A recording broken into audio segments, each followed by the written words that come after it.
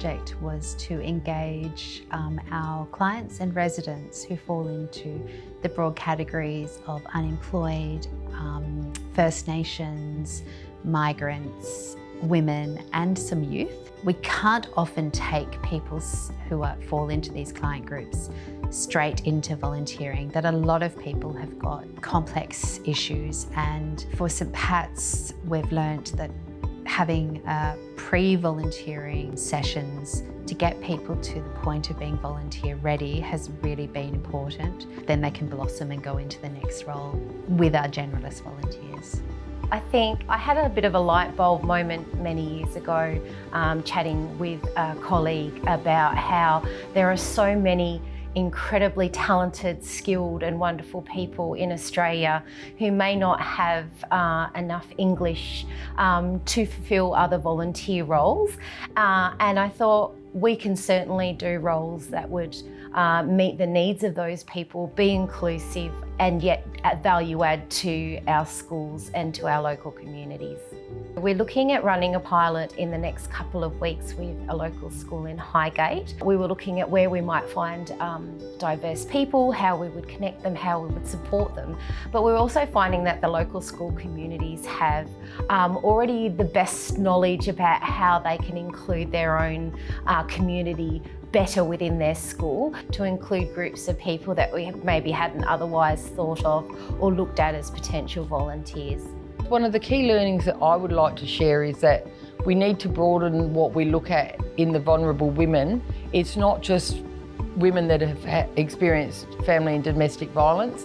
They could be older women that have found themselves single. So I think the key learning for me out of this project is volunteer involving organisations need to understand that vulnerable women is quite broad, and what that actually entails. A Ukrainian couple we accompanied through their journey. When we met them, they were communicating through Google Translate, but because of the skills they had, we could connect them to this organization, and the volunteer manager was very, very welcoming. They go there now every day because they enjoy it. They learn English, so I just recently met them. They improved so much in that time since January, so they are part of something now and they feel like they belong, which is a huge thing from people who fled a war. So one lovely story I'd like to share is a group of current volunteers that we have been at our centre for a very long time.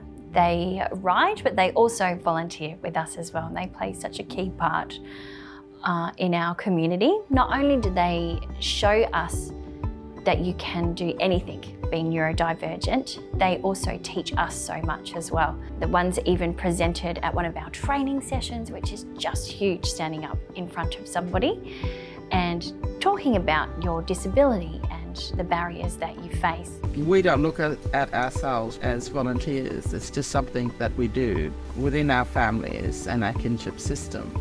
So now that we are wanting to expand outside of that, it's actually the thing of, okay, yes, we are volunteers. What does this look like?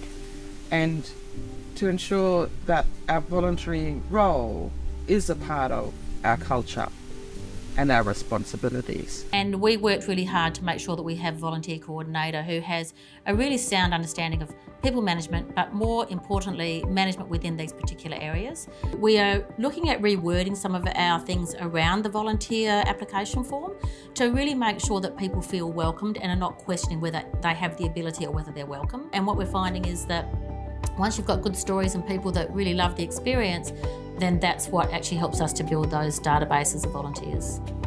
And if somebody's doing what they love, then they're going to be a lot more motivated. It's going to be sustainable long term. So I think discovering what it is that we're most passionate about and that gives our life meaning, that we find a sense of belonging and connection in our communities. And I think in a growing context where people have lots of different reservations about the administrative and risk management focused approaches of volunteer management, we see so much potential from a community building perspective to grow more informal ways of supporting people to contribute to their community.